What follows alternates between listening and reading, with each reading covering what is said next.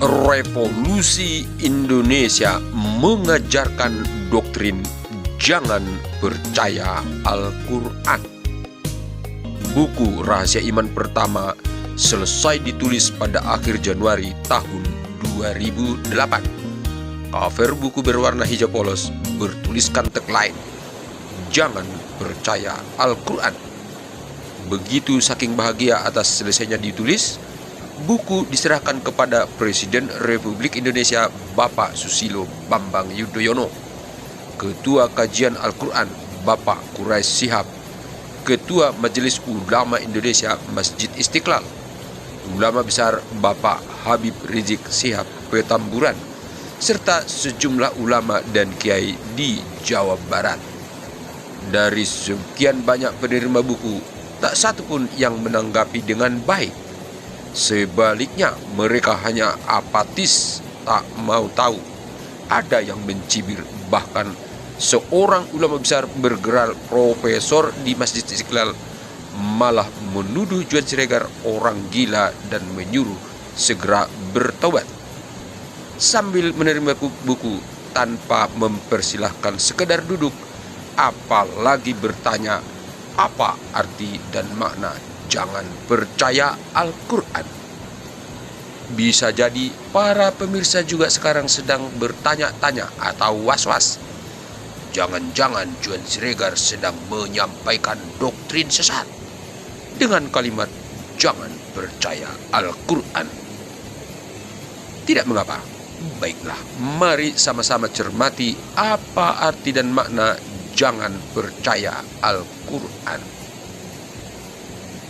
Banyak orang menganggap bahwa yakin atau iman dan percaya memiliki arti yang sama. Seperti pada rukun iman. Iman kepada Allah, iman kepada para malaikat, iman kepada para nabi dan rasul, iman kepada kitab-kitab. Terkadang kata iman diganti menjadi percaya kepada Allah, percaya kepada para malaikat, percaya kepada para nabi dan rasul, percaya kepada kitab-kitab. Padahal secara anatomi tubuh pun iman atau yakin dan percaya tidaklah sama. Iman atau yakin berasal dari hati, sedang percaya berasal dari otak. Dengan kata lain, percaya pada Al-Quran berarti hanya sebatas membenarkan kebenaran adanya Al-Quran dan stop, berhenti sampai di situ. Sedang iman kepada Al-Quran berarti dibenarkan oleh hati, diikrarkan secara lisan, dan dibuktikan dengan perbuatan. Kita ambil contoh ketika Juan Siregar menulis buku Hati Nurani. Yang pertama dilakukan adalah menyusun judul bab demi bab buku serta poin-poin yang akan dibahas. Nah, sebelum mulai menulis, Juan Siregar terlebih dahulu berserah diri pada Allah dan memohon petunjuk dengan cara membaca Al-Quran secara kafah dari surah Al-Fatihah hingga surat An-Nas. Tentu terjemahannya karena Juan Siregar belum mengerti bahasa Arab.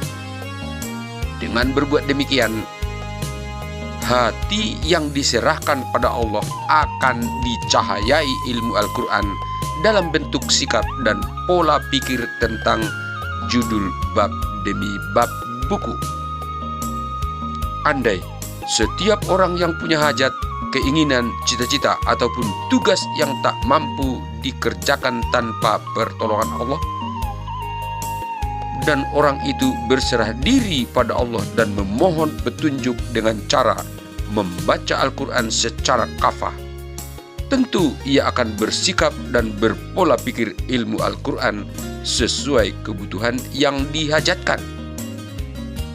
Dan orang yang bersikap dan berpola pikir ilmu Al-Quran tentu tidak berlebihan jika disebut sebagai manusia Al-Quran.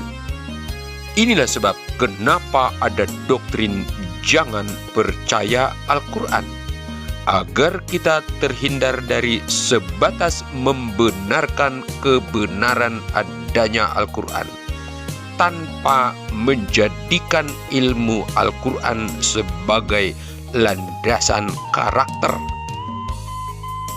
Dan saatnya kita bangsa Indonesia naik derajat, sama-sama mengimani Al-Quran, agar Al-Quran itu menabur petunjuk dan mencahayai semua perjalanan hidup kita. Insya Allah. Amin.